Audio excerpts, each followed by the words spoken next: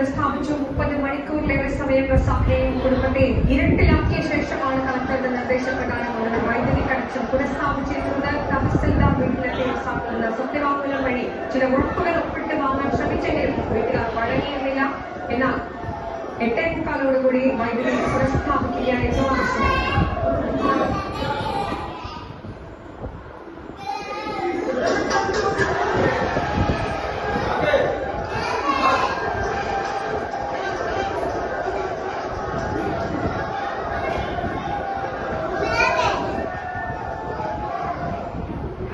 വൈദ്യുതി കണക്ഷൻ പുനഃസ്ഥാപിച്ചതിൽ സന്തോഷമെന്ന് റസാഖിന്റെ ഭാര്യ മറിയം പ്രതികരിച്ചു.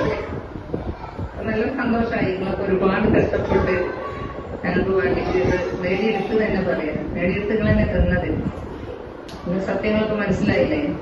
അപ്പൊ നിങ്ങളോട് ഒരുപാട് നന്ദി അറിയിക്കുകയാണ്. കേസ് മുന്നോട്ട് കൊണ്ടുപോകും. പിന്നെ മക്കളെ കേസ് അവരന്വേഷിക്കട്ടെ. അന്വേഷിച്ചിട്ട് അത് പിന്നെ അവർ തെറ്റ് ചെയ്തിട്ടുണ്ടെങ്കിൽ അവർക്കുള്ള ശിക്ഷ കൊടുക്കാം. വാർത്തയുടെ കൂടുതൽ വിവരങ്ങളുമായി PL കിരൺ നമുക്കൊപ്പം ചേരുകയാണ്. കിരൺ, ഒടുവിൽ പ്രതിഷേധങ്ങൾക്കൊടുവിൽ നടപടി വരികയാണ്.